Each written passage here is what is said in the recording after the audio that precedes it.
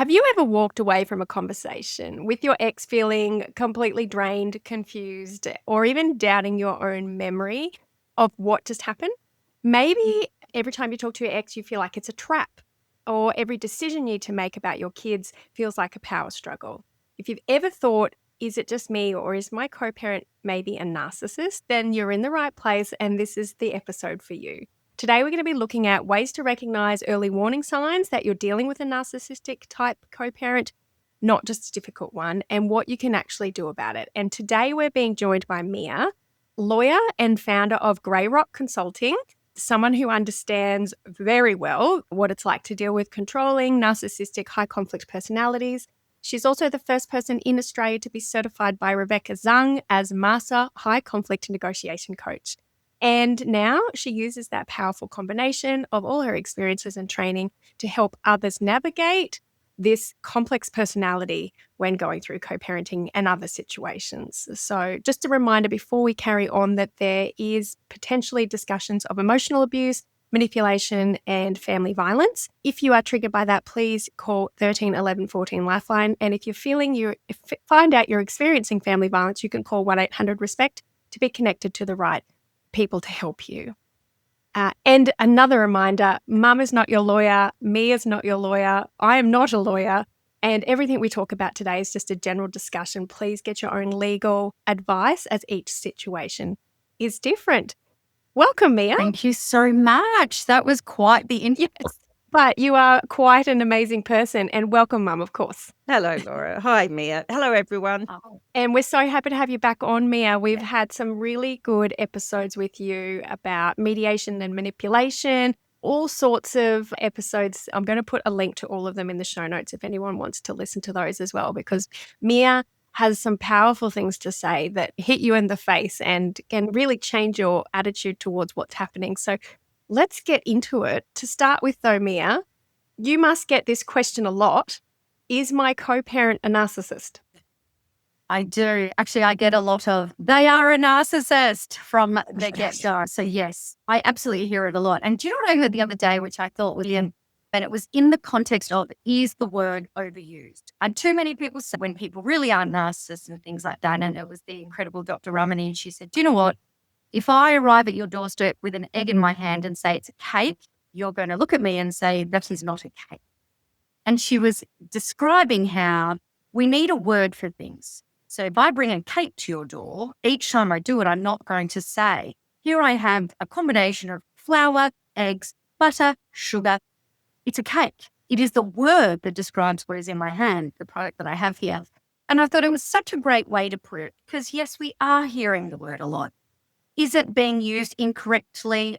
Sure, of course it is. But it is really important to have this word to string together a pattern of the experiences that people are having, so that time we talk, I don't say, so Laura, I've experienced bullying, threats, intimidation, entitlement. We need the word. So yes, a lot, but I think with education, I think changes to family law, acts and things like that, it is becoming more and more prevalent. Yes.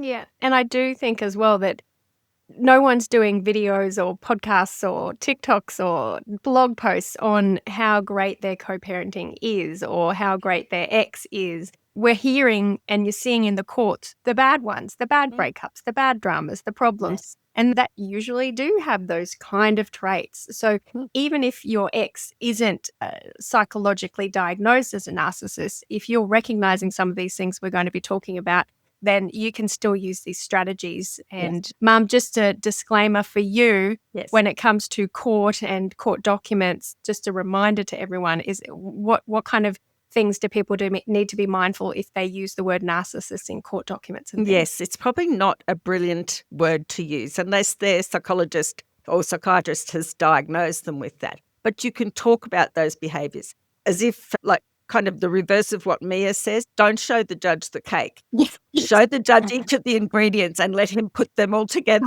Okay. I like this. Okay. So for people who are going through it, they can go, I'm dealing with a cake. But when you go to court, just give the judge the ingredients list and let the judge figure out you're going with the cake. I really like that Perfect. metaphor. I heard too, which Lynn, you probably have come across as well. People who have gotten psychological support. And in that process, the psychologist said, yes, your ex is absolutely a narcissist, which they can't do. But No. that person then gets into the system and says, my psychologist said. That's also, I think good that call.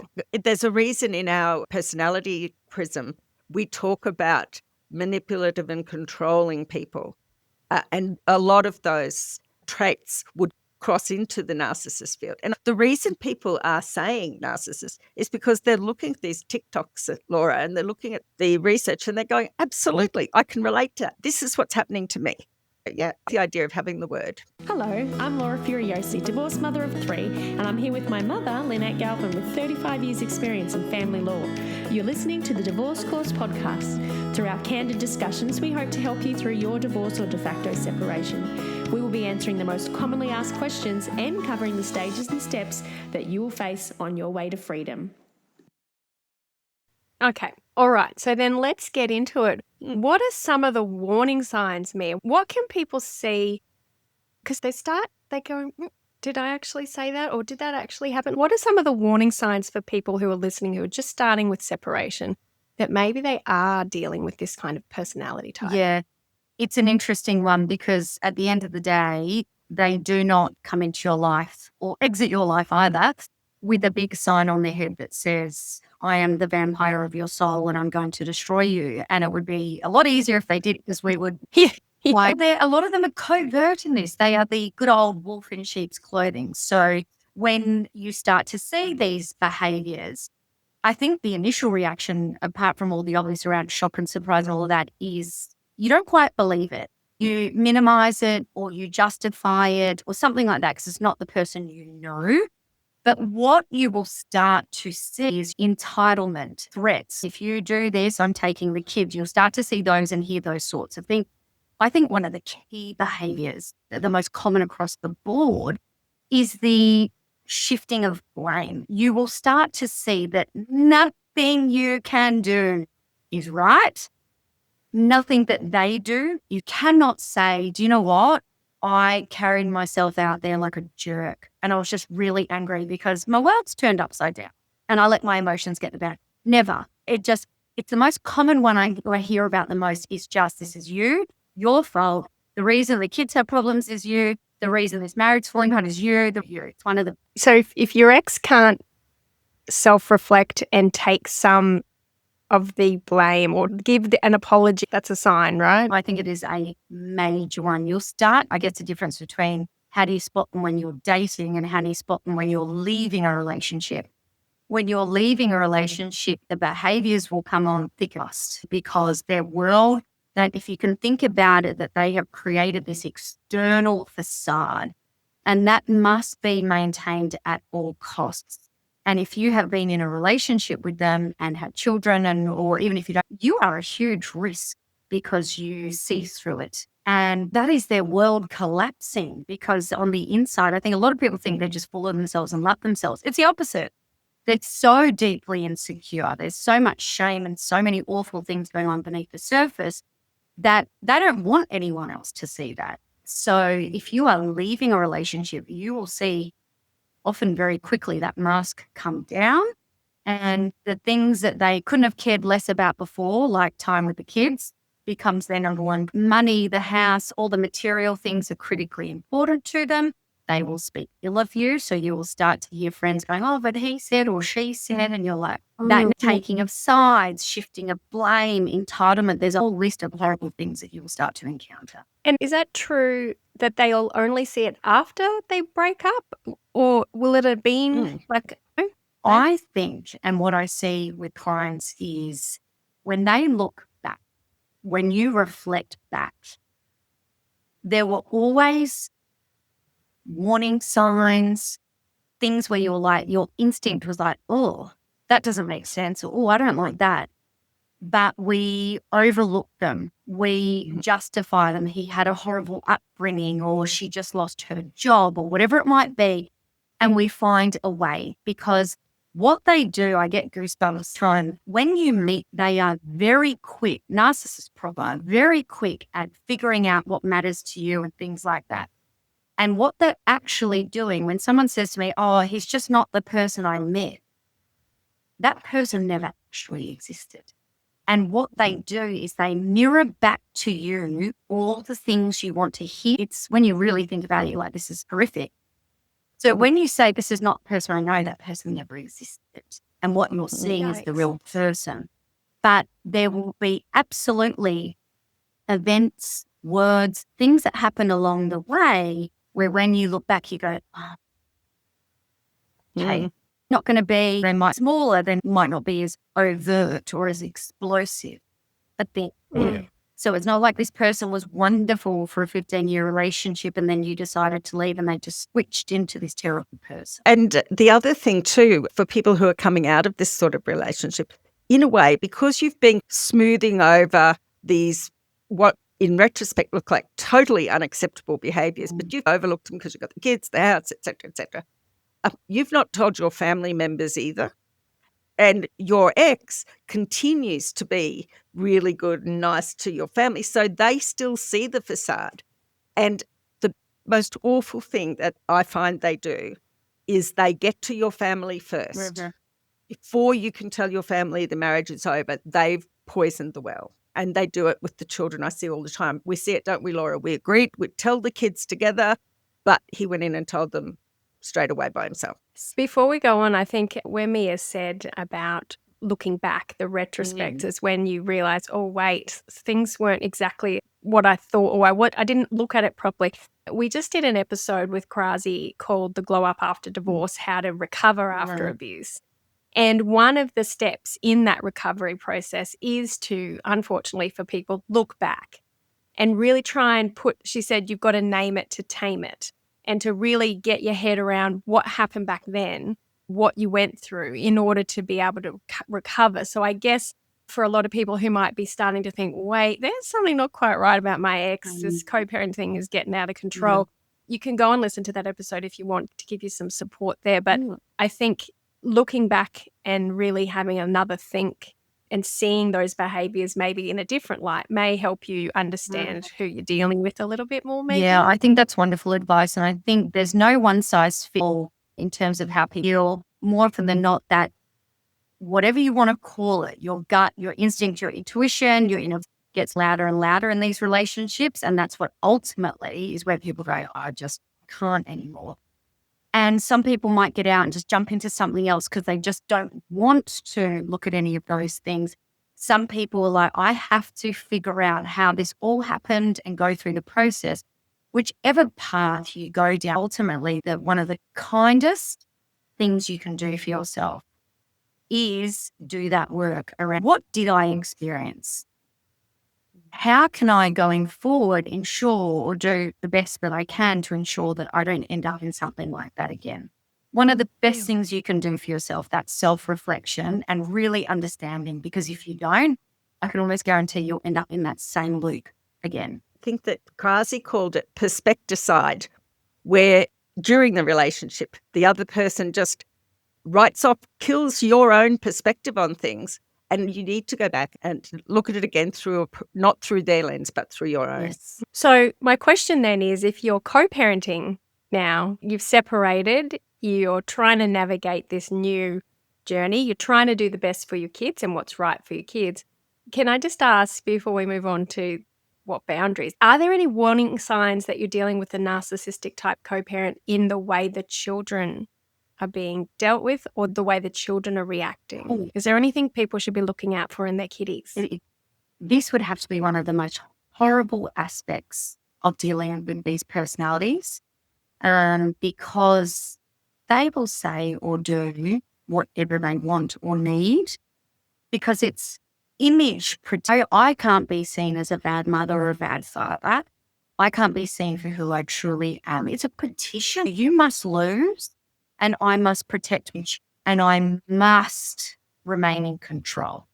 So if you think you're going to go, guess what I'm going to do next? I'm going to make sure those children know exactly who you are, and I'm going to continue to control the situation through the beings that you care most about. And so more often than not, what you'll hear, because again, and as we've discussed at the beginning of this episode, unless they are diagnosed, they are not you cannot call them a narcissist, but they have the traits and behaviours. They will never put the children first.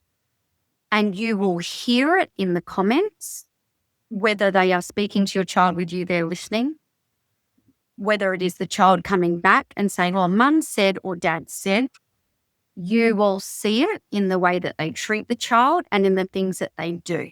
Silly things. It's their grandmother's birthday and they're with you that weekend. Would I be able to pick them up for a couple of hours? No. That's not thinking about the child, not one little bit, right? Because that's got nothing. Of course, the child should be at their grandparents' birthday celebration. It goes with that unless they're unsafe or something like that. Otherwise, so you know that decisions are being made that are truly not putting your children first. And that's a sure sign that you are squarely in this territory.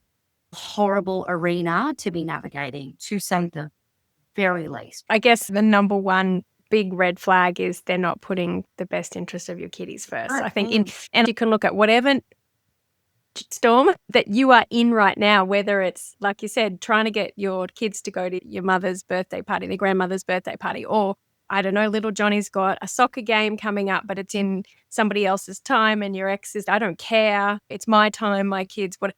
There's always some sort of giant fight going on about something. Over something that should not be giant, A. But then the double down is that they will then say to your child, you're missing Johnny's football thing because mum won't let you do, because your child will be like, but I really want to go, mum. And in your mind, you're like, what? On what? And the real, I always say it's like parenting with an elephant on your back. It truly is, because how many times have everyone that's listening to this podcast wanted to turn around and go, I cannot believe they said that to you. It is not true. It is a lie. In fact, and you just can't, because it really is not fair on them. And you'll see the kids' eyes glaze over. Oh, They really don't want to know, and it just makes you as bad as the other person in their eyes. I think we all get to be very good actresses in terms of trying not to display stuff or our face for the kids. And it doesn't mean lying to them so that they're out as the person who's ruined everything, but it's also about not stooping to that other parent's level and doing the same. And you can absolutely say, oh, okay, there might be a miscommunication because I didn't say that. Let me deal with this, or whatever it might. You don't need to turn around and say, your mother or father, the biggest liars walking the planet, and I've had enough of them. Don't do that. Yeah. No. If you're listening to this, and you probably got an inkling that your ex might be narcissistic type if you're listening to this anyway, and there's always a fire, there's always a drama, there's always something. And I guess one of the things that we hear from people is, if anything out of the ordinary is going to happen, they immediately start to freak out because they go, oh, this is going to somehow be turned into a giant fight. Yes. And parents freak out because they already know that in a normal, perfect world, that the parents would sort it out and it would be fine and they'd all do what's best for Johnny and Johnny would get along. But not in this situation. The narcissistic type is going to use it to their advantage in some way to cause trouble. And this is going to happen ongoing if you've got a child that's 4 until they're 18, etc. So what kind of boundaries, Mia, can people put up to navigate this horrible or roller coaster ride they go on with these types of people, so that, yes, if they've got a 2-year-old with this person, it's not going to be a nightmare until they're 18. Yeah. I would say the big in navigating all of this is the hope that they might just do the right thing this time. The hope that they might just hear you. The hope that they might see this is actually fair, or that I've done it before for you. That hope is a wonderful thing in life. It is a killer in this arena and sounds completely counterintuitive. But one of the best things you can do to liberate yourself and have complete power is to accept and very quickly who you are dealing with. Because if I sit here sending something off to you, Laura, going, maybe this time she'll understand that I let her take the kids an extra hour last weekend, so she should let me. I'm going to drive myself round the bend with the fairness and the hoping and all those sorts of things, only for you to go back and go, I'm not doing that. Court orders don't permit it. Or to just ignore me. And then I'm all upset and I was like, I knew it. Yeah, all those sorts of things. The most powerful thing, and I'll give you examples, recently a client realised that her ex was taking the children overseas, and when they got back, the normal schedule with men, they would still be with him.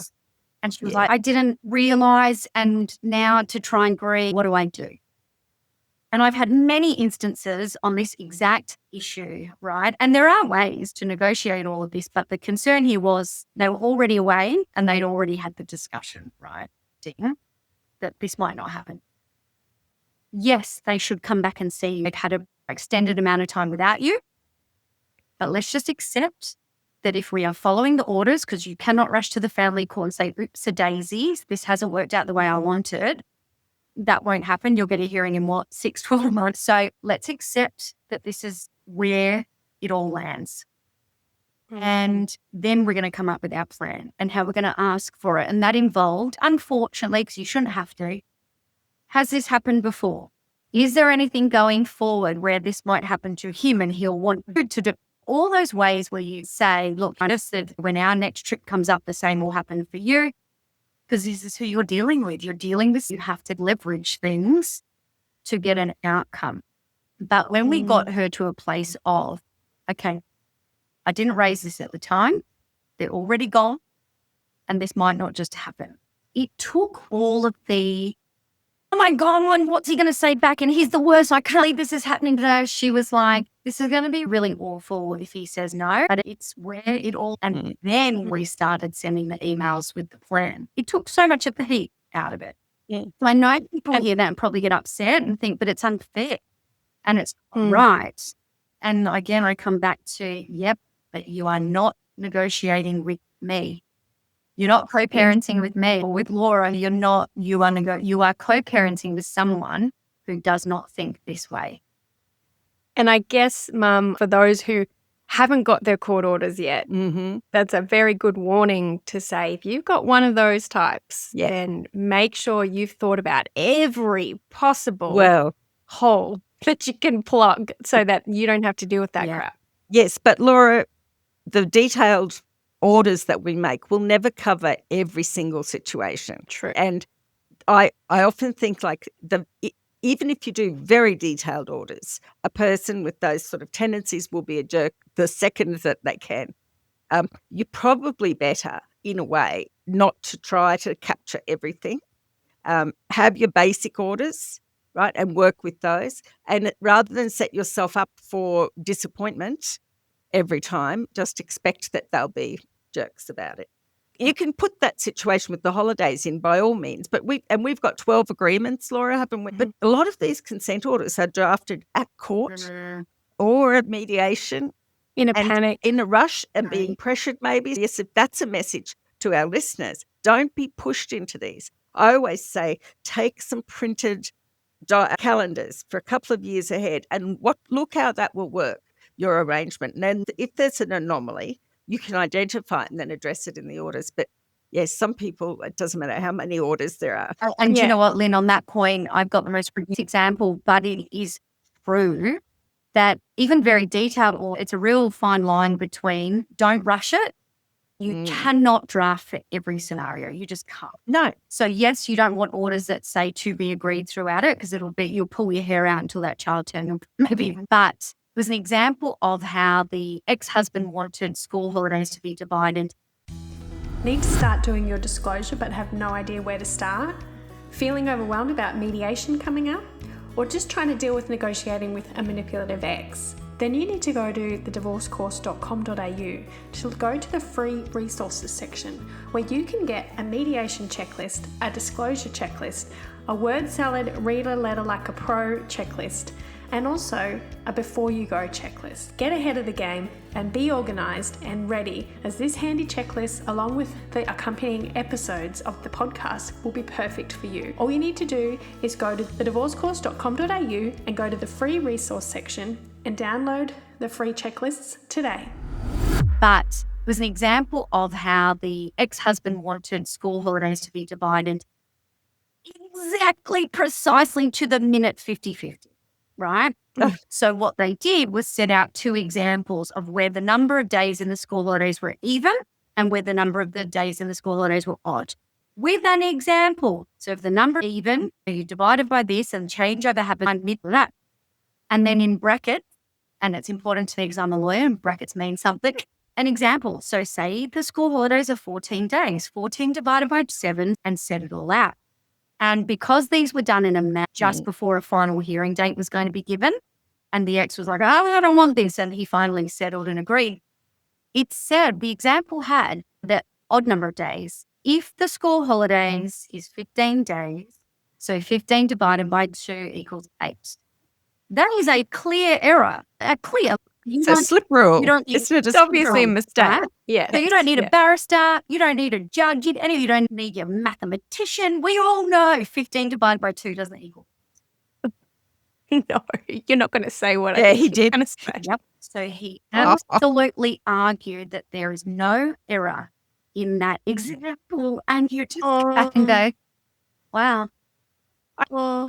I know lawyers aren't notorious for being mainly word people and not that good with maths, but even That's it. That's basically saying when they argue that the sky is red when it's blue. That's a literal real life example. And literally you're like, there's actually no grey in this. There is no room for interpretation. It's just 15 does not, 5 by 2 does not equal 8. Yeah. There was a case not so long ago, a couple of years now, where the fellow was to change the children over at Hungry Jack's in a certain town, the changeover. Hungry Jack's closed down. The other person had to go to court to get time with the children because the law said Hungry Jack's. And the judgment says, but there was a McDonald's over the road. Why didn't you go to the McDonald's over the road? No, I know. It's one of those things where you would have common sense. It doesn't mean that if Hungry Jack's closed down in that location, I lose all my custody. Yeah. So these are the things. So these are the things that people are maybe already experiencing. But if they haven't got their orders yet, holy smokes, you really need to put your thinking caps on and, like we always say, sit down and brainstorm. What are the, because we've heard of, like you said, Mia, you can't put it all in. Changeover's meant to happen on Friday, but it was a pupil free day and it was just at the beginning of the Easter holiday. So they're going to be times in every kid's life, like when COVID happened. Most people's orders did not have COVID lockdowns put in. So, all the narcissistic type co-parents ran with that like anyone's business. So it's going to happen. And I guess the boundaries you're saying that they've got to put up, 1, if you haven't got them, get good orders and think about them. 2, be prepared that it's just going to happen. And even though you still ask, my question to you though, Mia, is I've seen people go through this. They get this thing. They're like, oh crap, I'm going to have to ask my ex to do something that they're obviously going to turn into a fight. Sometimes I see them debate whether they even bother asking or whether they just let it slide. And it frustrates me sometimes because I think, no, you should ask because that's what a good person should do. You should treat them like they are normal and let them be unnormal themselves. Or is it better to just let it go before you even start the drama? Do you know what? You've hit a raw nerve because I saw recently a very high-profile divorce coach, I guess you'd say, look, don't even include in your parenting plan or orders the child's birthday or your birthday because that person's just going to make it difficult, so don't bother. And I was like, because there's so many people listening to this who might just go, oh, okay. So, the one exception is if they are going to gain something out of this or it suits them in some way, shape or form, much easier. But if there's none of that, we know they're going to make it difficult. We know that they're going to distract, and if you hadn't stepped over a rock 3 years ago, we wouldn't be where we are. And you're like, what? I'm asking about a holiday. What are we talking about? We know they're going to do that. They're probably going to denigrate you, attack you, all the things. So you know that's going to happen. There's a lot of power in accepting who you're dealing with and knowing how they will come at you. And it's powerful because it takes the sting out of it. So this is why, again, the personal healing work is so important. They know how to push your buttons because they installed those buttons. The more work you do to remove those buttons, there's nothing to push. And you receive the email and you're like, knew that was going to happen. But they know what they're poking at because they created those buttons to push. Wow. Do the work to remove the buttons if they don't exist anymore. Now, I see hit a nerve because I saw that video and it really upset me because I feel that there's people out there now in this industry who don't really know what they're doing and they're leading people astray, but also you have to know what matters to you. So are you going to push a point about the child having 2 pairs of sports sneakers instead of 1? Probably not. It's not worth it. Let it go. Yep. Yep. Is it important to you? And some people might say, I'm okay with not seeing my child or them not seeing me on my birthday and just they see me when they come, right? So it's not one size fits all. But there's some people that go, no, I absolutely want to see my child on their birthday and they will want to see me and vice versa. So I am standing up for this and I am pushing for this and that is okay. I know there's going to be backlash. I know I'm going to be called an awful parent or whatever it is. Take all the sting out of it because you know what's coming your way and stay focused on the point. And you know what? A lot of people forget in this scenario, it's not a criticism. I understand where they are. We're so focused on them and how they're going to react and how they're going to respond that we think us and our needs. And do you know what they hate? They hate the spotlight on them when it's negative. So if you are asking to see your child on their birthday because you don't have orders or your orders don't make provision for that, or you don't ask for it in the first place because you're worried about their reaction, if they say no or they start saying wild and wacky things to you, ignore the noise and go back with something along the lines of, sorry, can you just help me understand? They love that because it makes them sound very smart and makes you sound very silly. Are you saying that our children shouldn't see their parents on their birthdays? Is that what you're saying? I just want to be clear moving forward. Is that what you're saying? Oh my goodness, I cannot tell you how much they hate that because what they're actually doing is just trying to get into the room, just build up that bravado and facade and make them feel good about themselves and put it down. But if you keep going back to them, sorry, I just want to be clear. So saying that come December when it's your birthday, you won't, is that what you're saying? I just want to get it, but you watch them wriggle and squirm and get very uncomfortable. When you, and I'll repeat it until I'm blue in the face, when you accept who they are, when you do the work on yourself to get rid of the buttons that they love to push, and when you get very clear on what matters to you and what is important for your children, all that mud starts to just have no effect. It doesn't even stick, doesn't even land. They can't even throw it enough to hit you, right? And you're like, I saw all this coming. And when I really look at that response, it doesn't answer my question. It just throws mud. So I'm going to ignore that mud and I'm going to turn it back to the question. All right. But each scenario depends on what's happened in the past, what you know matters to them. Because do you know what? They might not even care if they see the kids on their birthday because they might be too busy courting the next partner or whatever it is. But they care about their image. So if you're saying, okay, so you don't want to see our children, you watch them go, oh no. Oh, okay, so we're agreed then, should. There's ways to close the gates on them, and it's not by defending yourself against all the mud. Gosh, it's like chess. It's like chess, and it scares me. But I think everybody who's listening to this who has an ex that might have narcissistic type tendencies probably wants you sitting behind them before they write anything. And what's missing from most of those transactions that we're talking about is a child focus from the other parent, unless they parrot it off like a formula just because they know the law requires it. So when you're choosing the battles, it may not be that you feel you've got the courage for it or you're exhausted, but it may be the right thing to do for the children and to go into bat for the kids. And I think some of our listeners, they would love to be able to just walk away in dignity, but the kids are still kids and they have their needs and they can't go up against a narcissist. They haven't got a chance. Use the good old oxygen mask on the plane. I always used to think I would never look after myself before my children. And then you come to realize the more work you do on yourself and your healing, because someone has literally sucked your soul out and convinced you that you are worth nothing. You can't just come around from that. You can't walk out of that relationship and go, I'm now good for the next person. There's work to be done. The more you do the work on yourself, the better placed you are to support your children. And it is 100% true. But so many people situation go, oh no, don't worry about me. It'll look kids. If you're unconscious because you didn't put your oxygen mask on, you can't help your kids at all. If you're terrified to stand up for yourself, how are you going to stand up for them? It's actually really important.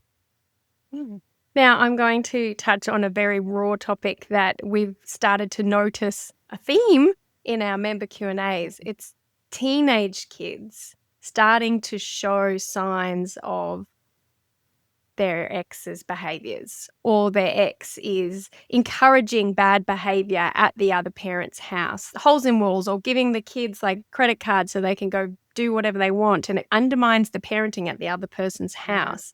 And these poor parents are trying to navigate this co-parenting situation, with teenagers. Is there any strategies for parents listening today that have older kids on how to deal with that kind of trouble? It's so tricky, isn't it? Because you lose, if it's a 4-year-old, you can very easily leave them at home and things like that. But when it's a 50-year-old saying, I need a credit card for when I'm out, and you're like, or whatever it might be, it's a lot harder. And they obviously can talk back, and they've got all the puberty hormones and all the delightful things happening all at once. What is very tricky is when you start to see or hear behaviors or things being said that remind you of your ex. You've got to be so careful that you are not projecting onto your teenager that they are. And that is so easy to say when you see it in your child and everything, and you go, yeah, over my dead body, will you be speaking like this and doing these things? Oh gosh, it's hard to project because most of us spend time making sure that doesn't come to be. And I step back and go, okay, so from the psychological perspective and all the research out there, they say that every child needs one emotionally secure, supportive attachment. So you can have that parent over there, but they need that one consistent parent. That's really important. And there's no fooling anyone. That parent carries the load. You are really carrying a load. But when they get older and they can walk out the door, or they can say things and do things that a younger child can't do, what do you? I sit back and go, if you can get that support, that, that psychological support or whatever it might be for the child, that would be great. If they're willing to do it, you can't drag them along kicking and screaming to help them out. But it's going to be home dependent. But you still have to be very clear on your boundaries and what applies at your home. And you are perfectly entitled to say, I understand that mum or dad's, that you are allowed to swear, or you're allowed to stay out till midnight, or whatever it is. But in my home, and I know it's really hard having different sets of roles, appreciate that. I really feel for you in that regard. But in my home, speaking like that is unacceptable, and I won't tolerate it. You cannot speak to me like that, or I will not be spoken to like that. So make it your as opposed to you. I will not be spoken to. At home, we have a curfew, so you must be home by 10 p.m. or what it is. And really empathize, because who wants two sets of rules? No one does. But you know that you can't go to that person and say, hey, midnight's a bit late for a 14-year-old on a school night. Can we agree? Not going to happen. Unless you've got some leverage somehow where you can negotiate it. Otherwise, not going to happen. So, you know what? I know it's really tricky navigating two sets of rules. And I know that mine probably seem a bit harsh or boring or painful. But you know what? I'm your mum.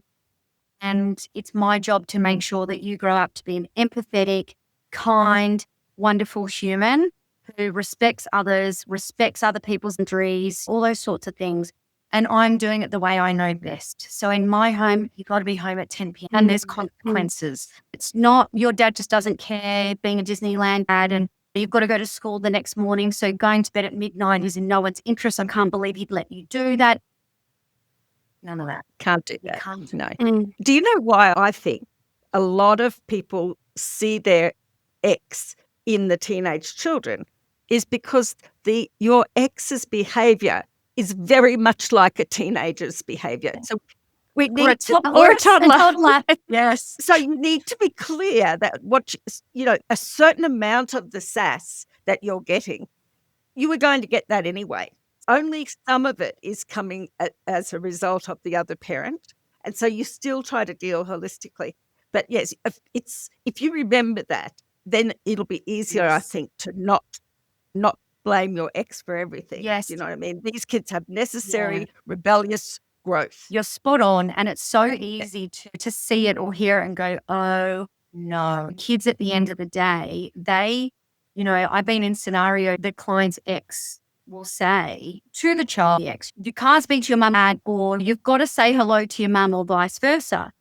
But the child is seeing the ex ignore the mother. Or the Yes. child is seeing the ex speak terribly to the mother, but the ex will be like, you've got to respect your mum or you've got to respect your dad. And it's like, children, you can speak to them until you're blue in the face about how to behave, but they are watching you and they will role model you more often than not. So what's the point in saying, act with respect, show some gratitude, don't be rude, but you yourself are role modeling polar opposite, right? And you really are the person carrying the load here. And you've got kids. I sometimes think, look at us as adults. And it takes getting older and life and unfortunately having negative experiences to go, oh, hold on a minute. I got my parent on. I understood their divorce incorrectly. Actually, the person who I thought was cruising wonderful was actually torturing my father, or by friendships we see it in the workplace. It takes time and experience. So how can we expect an 8-year-old, a 15-year-old to go, my dad is a controlling nightmare? These things take so much. We just have to carry that load and role model really positive behaviors and the way we respond. And in all things going well, the child will hope. Gosh, I know that the people listening to this are probably panicking because a lot of them probably only have 5-year-olds or 2-year-olds. Or it doesn't always end that way. It's just we've heard a few stories recently where I was like, yikes. Yes. And But let's give some comfort here. Although the law says until 18, in reality, once kids have got their credit card, they can catch the bus or catch the train. But one judge called it, once they can vote with their feet, then the court's not going to enforce an order and shove it down their throats because they can leave. So if you've got a 4-year-old, darling, it's only another 10 years. It's not another 14 years. Yes. And even narcissists get sick of it. I think it does settle down in time. Do they? People have been known to refer to them as cockroaches sometimes. Nothing kills them. Nothing stops them. Really not a great way to put it. But it really does depend on what else is happening in their life. Yeah. They rush off and marry and have more kids and they're distracted over here or their career or whatever it might be. Sometimes they'll be distracted by other things. But and people listening will be like, Mia, enough with this. But it really is true, both on when are they going to leave me alone? And I'm so worried because I've got a 4-year-old and what if they grow up thinking I'm the nightmare and my ex is the wonderful person? The more work you do on yourself, you let go of wanting any sort of revenge on them or for the world to see who they are, the more work you do to not react to them and to be like, that's them, I'm in my lane over here. The lawyer in me goes, don't say guarantee, Mia. I can almost guarantee that you will show your children by your own behaviors, doesn't matter what comes out of your mouth almost, a positive role model and influence, a solid person, and they're going to be like, my mum's really got together here. My mum's not descending into, your dad's a nightmare too. My mum's not doing any of that because kids don't want to hear it. That is the reality. They don't want to hear it. So the more work you do on you, the narcissist, I'd love to say, will get bored of you. They kind of do. The horrible emails, the constant coming out, it does lessen and it does fall away because they're not getting anything from you. When you say, okay, hold on, you're a rubbish mum. You're like, what? They're not getting from you what they really need. So they do start looking elsewhere. But always remember in the back of your head, they'll find something. Eventually.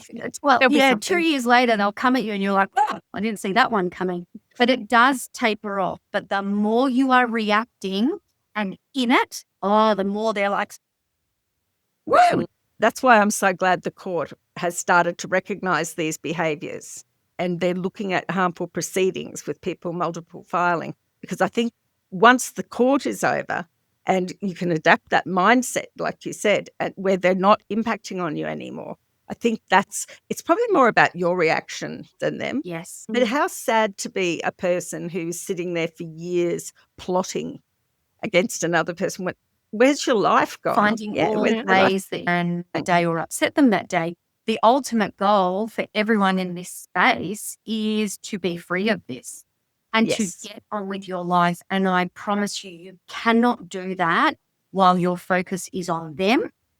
And this is not a criticism, because I know when you're in the thick of it, you're like, but it's everything. But when your focus is on them, people seeing some form of retribution or justice or whatever it might be, you can't move forward in your life. You're always over here. And the irony of taking your focus off them is everything else starts to get better. Everything else. Imagine being on a date and being like, yeah, so my ex, this what he does is a nightmare. He's sorry, he's texting me again. He's always making things nice. Yeah. So it's really Yeah. important work to do. Look, I think, Mia, I love having you on because it's like you're a motivational speaker for people with narcissistic exes. But it feels like you've given energy and hope to people, even though when you say don't have hope feels yes. How can people work with you? Yes, so it's changing a bit at the minute too. So I'm still doing my one-on-ones with Mike. So you can always jump online or on Instagram and book in. And so we will work through whether it's preparing for mediation, preparing for court, preparing for family. How am I going to get an outcome in my mediation? Or I'm in a hole. They will not agree the high school. Or I can't figure out school holidays, help, those sorts of things. I'm also now offering for people, because people don't always need to sit down and talk through things. Sometimes it's just help me with these correspondence. So now I've got a program with clients or an offering with clients where each month they get X number of email responses from me and they can cancel it whenever they want. So people who are in the thick of emails and communications and they're like, I don't need to talk to you necessarily for an hour, but I do need your help getting an outcome. So that's been really beneficial for clients. And now I'm actually helping with training lawyers, family lawyers themselves, because as you're working with the clients, you realize lawyers aren't trained in this. We all go to law school, really important, and we learn on the job. But if you overlook the personality as a lawyer, your legal strategy doesn't matter. You could have a wonderful legal strategy. It's out the window. With lawyers too, to say, let's bridge that gap so you can better support the client. You can even work better because, let's face it, the narcissist also deserves representation. I should say it with a better tone, but they do. So if your client is the narcissist, and how to help your client who's on the receiving end, instead of just saying, that's not relevant, move on. Someone who's for 20 years been told everything that comes out of their mouth is a waste of air. And those really simple words can throw them into a spin, and how to actually navigate matters where you are taking control and you get who's in front of you, instead of going, I don't know, this is really hard. We're going to go back court, have to, I'm trying the same things over. That's brilliant. Yeah. And when you say motivational speaker, I'm like, my goal is to help every single person in this, because I know there's a way, and I know when you feel like you're stuck, I'm very passionate about it. Oh, if you're educating lawyers, and that's going to hopefully help a lot of people who listen to hear that, because so many email us and say, my lawyer doesn't get my ex. My lawyer just doesn't get it. My lawyer doesn't get it. It's a big one. I'm seeing signs, though, that the judges in the court are getting it. It's great. I really am. It's great. That's great. All right. We would love to have you on again another time, Mia. And we'd love to have you on the Q&A with our members as well in the future. Yes. So stay tuned for that. Any members, you get to ask Mia some questions and she can maybe help workshop some issues that everyone in the chat's dealing with. So we would love to have you on again. I'll put your details in the show notes. Thank you so much, Mum, and thank you so much, Mia, for coming. And good luck, everyone. Mia. Thank you, Laura. Bye, everyone. Bye, everyone. If you found this podcast helpful, we'd love it if you could rate, review, and subscribe. By doing so, you are spreading the word to help someone else just like you. Lynn would like to remind you that this podcast is general advice only, and you should always get legal advice in relation to your particular situation. And remember that the Australian laws may have changed since recording.